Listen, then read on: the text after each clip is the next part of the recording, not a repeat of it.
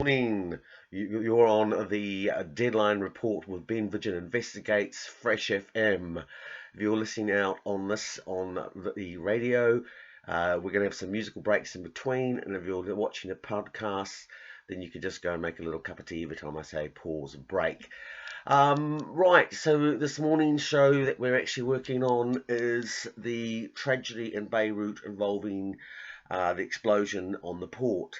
Um, Lots of conjecture, lots of speculation about this particular tragic event. And over the last few days, I've been sort of trying to dig as deep as I possibly can to try and come up with some actual answers, which I think are also very important because this is an area of the world that the last thing it needs is um, anger produced because people are afraid and they want to blame that person, they want to blame this person. Um, so what I turned around and did was originally when we big explosion in Beirut, you are inclined to be a little bit on the cynical side. And one of the things when we're living in this age of the deep fake and fake news and all the rest of it, is I get very, very frustrated that there's not enough work or effort put in by the corporate media to lead by example and show people actually how you can actually confirm your news sources, and give something so that people know that what they're looking at is actually quite accurate. So throughout today, hopefully, at least, when we're looking at the components of the explosion, I'm going to try and work you through some of this and hopefully give you not just a story about the explosion in Beirut, but also ideally we'll be turning around and showing you a few ways that you can possibly, check and fact, your own information. So I'm just trying to think in my mind. I think all these things have been going through my head as I'm, sitting here bringing you guys to the breakfast show. That's why I'm wearing my lovely purple-coloured fucking bathrobe. So, or if you're listening to this on Wednesday nights at 9 p.m., maybe it's time to go to bed. But what I basically turned around looking at doing is the sequence of the event was, we know that at around about 6:08 p.m. In the port went explosion, and there was a series of explosions. The first little explosion, and there was a big almighty boom, which displaced 300,000 people, caused a series of injuries which exceeded 2,500 and are climbing, and likewise a fertility ratio of around about 100 that continues to climb. This pre-recorded show, so things will change in between. Um,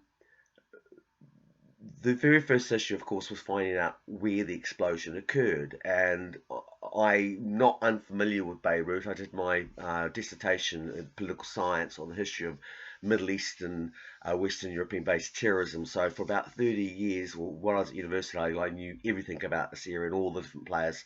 It's not necessarily up for it for now, because some of it's, you get older, you don't necessarily remember everything, and some of it I've moved on to focus of area, but I had a good rudimentary understanding of this area to begin with. Uh, so once I turned around and refamiliarized myself with the area and looked at the location, and I also, I wanted to look at what was actually happening in Beirut, so I looked at the property development and, got a general feeling for the economics, but we now had a ground zero. It was at the port. Great. Uh, Obviously, the first thing was to turn around, take multiple different photographs, look at the sources of the material, and from cross comparing all of that information, that gave me a kind of like, yes, that's definitely the port area. And I'm just making that point to begin with because I always work on this principle, which I call the ABC. And it's like, everybody needs to know, if they're going to be an armchair researcher, they need to know the ABCs. And that A stands for authenticate. Can you make sure that your information is actually genuine? Where did it come from?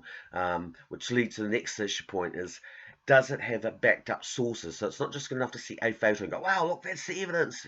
You've got to have that evidence, and I'm doing the quotation finger marks if you're listening on the radio, has got to be numerous sources to actually authenticate the authentication, I guess is what I'm trying to say. So, you don't want just that one image. You want to try and get as many different images. You want them from as many different sources. And of course, the next part of the equation is you want those sources to be credible. That's your C. A is for authenticate, B is for backed up, and C is for credible. And what that means for me in this context is that I largely always try and rely on fairly mainstream or long-term established news sources. So, you know, your Washington Post and New York Times doesn't necessarily mean that they're infallible, but they do work to a certain level of professionalism. And if you're cross-referencing against the stories, then, you know, every paper has a bias or an angle. For example, at one point I'm going to mention Bellingcat. People behind Bellingcat have got a Western intelligence source of information, but when you look at the way that their information is actually presented, it doesn't matter because they're providing technical based information. So, you know, black still remains black, white remains white. It doesn't matter who's giving you that information. So using that methodology, that's the first thing I did, was to establish that it was at the port, and all the attention focused on what they called Hangar 12. Now Hangar 12 was the next step up the situation, because we also had photos of this area, and again, it was very important to look at not just the photos of the Hangar 12 and what was in it, which we'll get into in a second, but you then next actually had to timestamp that information. So what I was working was only on information which predated the explosion. So anything that came up after the explosion, I was putting to the side, because you couldn't rely on necessarily the motivational or the source material about what was happening. But on the other hand, when you picked up a newspaper article from 2015 and the Lebanese authorities are saying back then, oh, this has got, you know, all this ammonia nitrate in it, then you're pretty confident that there is no agenda going on back then, because at that point nobody knew this was going to happen, and they were just, you know, it's ammonia nitrate. So that was the next thing, was that we found what was in the actual cargo was this product called, I think my pronunciation might be a bit dodgy, but it was nitropyl, which is basically ammonium nitrate or fertilizer. Initially, it was quite interesting. The game was, it was really zeroed in on that one, because I wanted to know what precisely we're actually dealing with. And just because what I'm saying here is that, again, the whole thing of, you see a photo, there's somebody out there, they've got a box. Well, you don't actually, just because what's on the label on the box doesn't tell you actually what's inside the box. So you got a bit of again, that digging thing to authenticate, so that you know that, you know, you're not just basing your understanding of the story on assumptions or what you think is the case, but you're actually dealing with facts. These are things that are backed up by evidence. Black is black, white is white. So we're dealing with, the product was called nitropyl. There's an Australian product which differentiates. I think it's got 1L, whereas this had 2L. So there was a bit of talk about whether it was a speculative material that was a knockoff, which came from Brazil.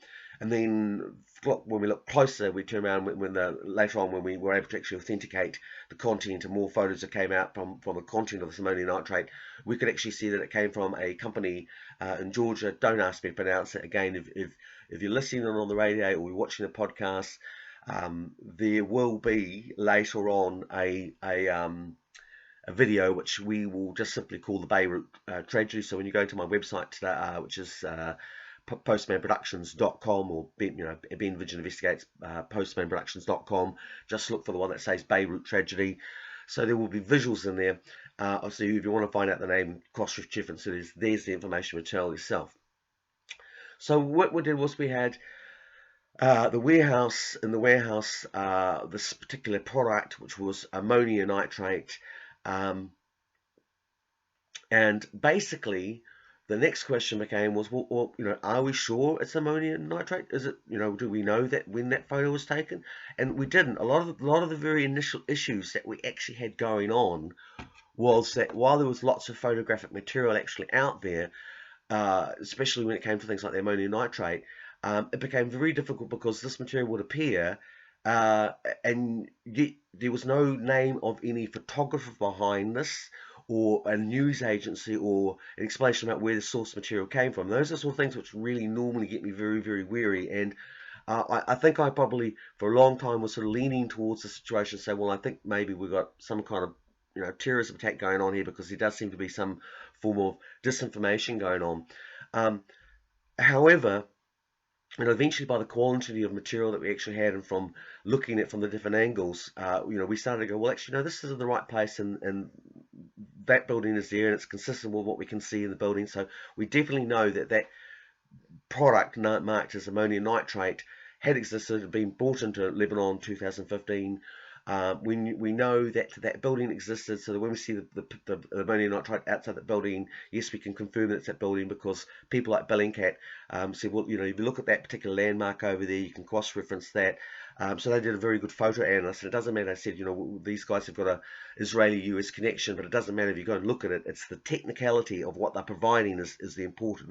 That can't be manipulated, and they've done a very, very good job there. But actually, it's the explosion which probably is the best thing, which turns around and shows us that, and it also kind of goes the way to diffusing the terrorism scenario, because every explosion has its own fingerprint. Now, my own background is my degree is in political science and history. I've specialised in national security issues. I did 6 years in the New Zealand Army as a territorial soldier.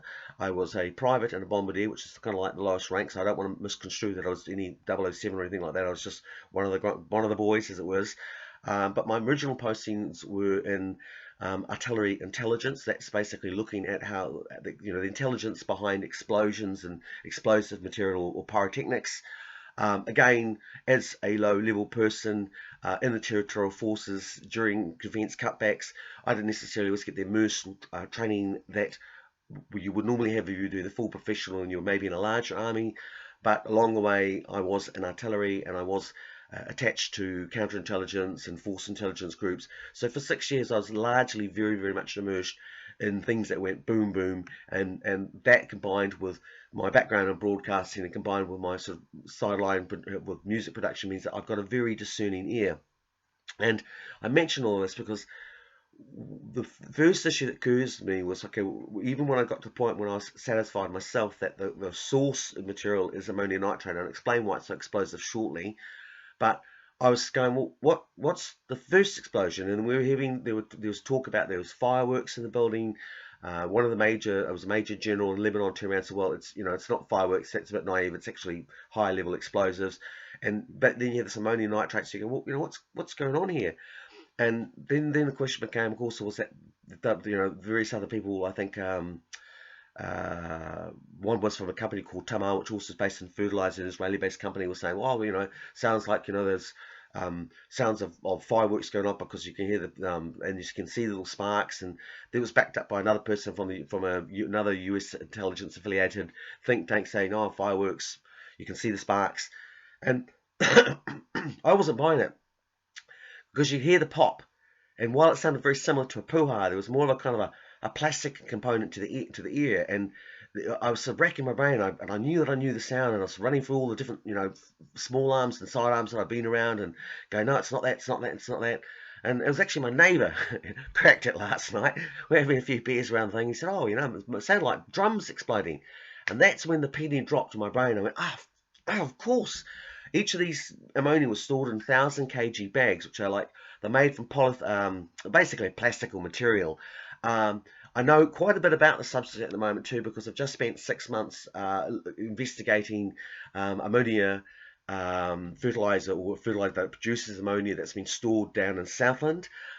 We have another show on there, and I think I'll even do a show about it again, because what happened in Beirut could very fucking actually happen in Southland as well, because they've got 2,700 tons in this warehouse at Hangar 12. Well, in Mataura you've got 10,000 tons. Yeah, you heard me right. In Little Street and Bond Street in Invercargill, which is right down in the CBD, you've got an estimated component of around about 20 to 30,000 tons. And then you have out at TY Point, which is a smelter. So if something went happen there, it would you could kiss the bottom of the South Island goodbye. You've got about 80,000 tons there. So again, the fact that none of our media will actually go see what's right in front of them, they're going, no, we don't see that, it's election year, we're not going to talk about that, but it's actually, it's a fucking big deal. And now that everyone around the world has seen what happens when you put ammonia in, it goes boom. That's why people in Southland should be up in arms. There is this is just absolutely despicable that it's been there. But however, so that's all wrapped in these plastic bags. And so what you're actually hearing, the initial sound, is that popping sound is actually the bags that they are expanding. And then as the bags expand, they're literally going off like popcorn. So it's that pop, pop, pop, pop, pop, pop, pop. at the same time, the spark, we'll say, well, what about the sparks and what about the, the whistling sounds? Well, again, that plastic material, if you burn it and as it's thrown away, if you've ever take ski wax and you like put a lighter to ski wax, you'll hear it kind of goes, phew, phew. That's what you're basically getting, is that, phew, phew. That's the plastic melting, congealing, spitting out, making that sound, and as I said, the bag's exploding, boom. Now, the second thing about that, which is all goes towards authenticating the fact that it's ammonia, it's in that particular, it was the cause of that particular explosion. And as I said, each explosion has its own fingerprint. I'm going to rack my head here, go back to my old high school kind of chemistry here. So if I don't get it quite right, tap me on the knuckles, but follow me through. You'll find that I'm basically on the path. What you've got is basically with ammonia is that as the ammonia comes in contact with oxygen and more importantly hydrogen, I'll get into that in a second as well, that ammonia begins to actually heat up. It causes a chemical reaction, and that between basically the hydrogen, which is H2O, and the ammonia creates a nitrate, which then creates, you get your boom. Now, as that goes boom, and that's that initial point of the catalyst, which basically, if you imagine like you're pulling the pin from a hand grenade, and that's when the grenade goes boom. It leaves a signature mark because that's the point when the hydrogen, that's the H2O, comes in contact with the ammonia, and that's something about that you get a vaporization of literally the water is being vaporized, which produces that fine white mist, which when you look at when the first big explosion goes up, before the secondary ones come through and the big long stream come through, you get this big white mist. Now, it's not perfectly cylindrical, which is, there's stories out there saying, oh, it was a mini-nuke. Bullshit. The forensics absolutely shows that that's, I mean, without even getting into that story is so ridiculous, it's not worth it. But, going back to the white cloud, that white cloud that's at the lower level, not a big mushroom cloud level, it's at the top, but it's at low base level, that's your water dissipating. So that's a very good, very, very good signal that you are dealing with ammonia. And now the other aspect about it, going back to that pop, pop, pop, was as to begin with, what you're seeing is this thick, black, acrid smoke that's starting to pour out of the house before the big explosions occur. And that's all the plastic bags melting. So again, that's consistent with what we would expect to see with the ammonia. The next step is, of course, after the bigger explosions, you've got secondary explosions, and you've also got this high level kind of, I wouldn't call it a mushroom cloud, but it's sort of like we'll call it a shroom cloud, like a big long stalk, very thin, wavy all over the place, and it's got a smaller head on top of it, kind of coming out, different kind of mushrooms branching out, and they've all got different colours. Now, most of it's the big one that's really noticeable was a big thick red, almost like an oak orangey brown kind of colour. And what you're actually dealing with is that's all the different chemicals and products that are actually inside the fertilizer, and I'll get and explain that in a second. But as those things are exploding, they all have a burn-off point at a different temperature, which produces a different color of smoke. The reason why you're getting that orange smoke in that's like the secondary most notable apart from the white one, is because that is all the heavy metals or oxidized materials that you get in fertilizer. You go, well, what is that heavy metals fertilizer? How does that work? Just explaining the point when we did with TY was that they had a product now they called Uvia. Now, what Uvia actually was in this particular product was it was the material that had come out, been produced from the smelter, that was basically ground down and then mixed in with things like lime and soil. So you end up with something that's actually got a very high mineral content or a heavy metal, or at least if it's done correctly, which is, we won't go there with the TY point, you end up with something that's got a very high level oxidized material. That's fine because it's been diluted, dilution of 10 to 1, blah, blah, blah, blah, blah. But that's where that heavy metal materials, you've got lots of basically of substances that are quite often found in fertilizer. I don't know the full story behind this nitropyl stuff because I haven't gone into the full makeup material of it, but it would be consistent with what we would expect to see in fertilizer all over behind, and then it will have a heavy metal content, which is where you're getting that thick red oxidization situation. So, when various people like the Tamar and so on are saying, oh, well, you look like some explosive, it wasn't just normally fertilizer, that's because they don't really understand how most fertilizer, and especially fertilizer made in Georgia, Russia, actually, it has this metal content in it. So that is basically, that's my video today explaining why it was an actual ammonia event and not a terrorist attack. We still have a sort of a slight situation in the sense of that We still don't know what the initial source of the fire was. And again, a little bit perturbed because we got all these images of the photos beforehand, before the secondary explosion. The one in Bellingcat, you know, the Bellingcat people say, well, where the photo from where this is taken from is later obliterated. So we're going, well, if the building's destroyed, then how come we've got photos, you know? And so that's a bit like, well, is this somebody that's knowing that something's going to happen and they've, you know, prepared themselves? Ultimately, I ruled that actually out, and I simply, for two reasons. One was that when we turn around and we look at, you know, there's a fire going on in Beirut.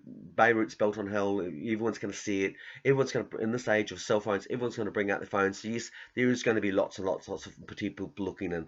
The second thing is that what I realized is that actually a lot of those photos and cameras that we see, yes, the people in them actually are dead. I don't know how that finds their way into the media circles, but you are actually taken from people that have actually taken it and gone, oh, look, there's a fire. You know, what could possibly go wrong? And then when the big explosion occurred, they're either injured or, you know, the fatality has occurred, and somewhere along the line someone's picked up the camera material. So this is where we're getting a lot of that, you know, reason why we get this footage. The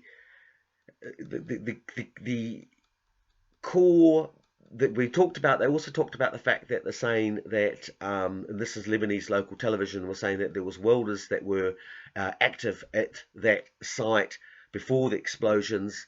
Again, we're talking about these plastic bags, so again, spark flies off there, hits the bag, boom. I can see that actually occurring. The photos, which I need to get hold of myself, I haven't seen them myself firsthand, and I will want to look at them. Again, you know, how do we ABC them, authenticate them, back them up, credibilize them? One of the things that we can see in terms of the time frame, you know, that is that the welders are wearing COVID masks, which gives us a time state, so that we can say fairly reliably from the consistency of what's in those photos that's consistent with what we know is happening at that time frame. That needs to be still authenticated, and hopefully that can be, because if that happens, then what we've got is this situation where, yes, it is a genuine accident. There is no doubt about that. I have seen photos out there which have turned around and said, showed us airstrikes, and the reason why I would disregard that, like, okay, the one area when it comes to things like, you know, CGI and digital photo analysts, I'm always a bit kind of like, ouch, because, you know, I can go on about explosives and I can go on about money trails, and these are all areas of knowledge or areas I have some expertise in. I'm not a technical digi guy. I barely know how to use my camera, so when it gets you know, fake, is that a photo real or not, I'm not the person to come to for that authentication aspect of it. However, why I will cry bullshit on that particular photo of the airstrike, it's a bit more common sense, because what you see in the negative photo, which supposedly shows a missile occurring, is that you can see that the fire is already underway, and then the missile comes in. Now, if you just slowly stop and think about that, you're a secret agent and you want to destroy this place. So you sneak your little commanders in to start a fire and make little ninjas that do little, light their farts that cause the fertilizer to blow up. Well, why do you need an airstrike for then? You know? Oh, it doesn't, the logic of that situation, like, there's a thing called out there called Occam's razor, which is when you're faced with two probabilities of a certain degree of uncertainty, always go for the simpler one, and probability will be on your side. And, you know, COVID operations are very much like the same principle. They work on the keep it simple, stupid situation. So when you turn around and talk about, oh, well, first of all, we're going to sneak commanders in, and then we're going to hit it with an airstrike, I mean, that is just so overly complicated, got so many moving parts, it would never happen. So I'm calling bullshit on the airstrike. I'm also calling bullshit on the airstrike because I just explained to you over the last 19 minutes. I was going to try and do that in 10 minutes, but whoops, daisy. We'll only get one song in today. As I said, to explain to you the whole chemical reactions about how the ammonia actually particularly works. So again, we can see the explosions consistent with ammonia. It's not consistent with an airstrike. It's not producing any type of explosion that you'd get from a missile. So while I can't critique it on the digi part of it, oh yes, the cat's just coming for breakfast. I can turn around and actually claim bullshit from the explosive viewpoint of it. So you're on Fresh FM. You've been listening to the Deadline Report with Ben Vidgen. If you are watching this on a podcast, you'll see that what I'll do with this today is I'll put a whole bunch of visuals in there. If you're listening in the station, then you'll get to go out on the end of this podcast. We're going to turn around and play you a little bit of a song shortly. I'll get into that in just a second. A bit of housekeeping. The website that you're listening to is, or my website is the Ben Vidgen Investigates postmanproductions.com. We have a donation box on there. I know in this age where everyone turns around and goes, give us money, and we don't have a lot. That it's a big ask, but at the end of the day, I spend hundreds, if not thousands of hours doing this research. I travel all around the countryside. I do interviews. I collect, go to the archives, to libraries, and basically try to give you very, very in-depth news, which is becoming rare and rare. And I do it in a way which hopefully I provide you means which is they can authenticate, back up what I'm saying. So if you value that, please give a little bit to our donation box, because this is how we actually fund the show, and I fund basically what I actually do. It is my living.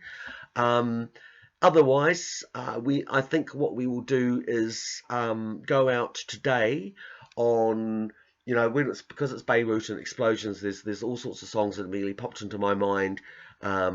That would fit there and sound quite cool, but because this is actually a very serious event and there's lots of tragedy involved, I think what we'll actually do is we'll pick Louis Armstrong's A Beautiful World, because I think we all we forget sometimes that, doing this story, I had about 3 or 4 friends of mine that collectively probably had about 20 friends in Beirut. I've got a few people that have got links to Beirut as well. It makes you very much aware that the world is a very small place, and we all need to kind of, lose sight of some of the lesser issues that we kind of get attached to and see each other as humans. So Louis Armstrong's A Beautiful World. You've been listening to the Deadline Report with Ben Vidgen Investigates, and I will see you all not next weekend, but the weekend after that, or you can listen to me on Wednesday nights, every alternate Wednesday night at 9 p.m. This is the breakfast show, 9 a.m. with, sorry, I should say not the breakfast show. I always think so. I'm kidding. I'm trying to explain why I'm wearing my bathrobe. So it's actually 1 p.m. I got that completely wrong. I've just been reminded by my faithful cat. It's actually 1 p.m. So it's my late brunch. It's the brunch show. And you can come and listen to me while you have a hot Horlicks and a cup of tea before you go to bed on Wednesday nights at 9 p.m, which is 9 p.m, not 1 a.m. in the morning. And that's it. That's all. Go away. Listen to some music. Go and play outside. Bye.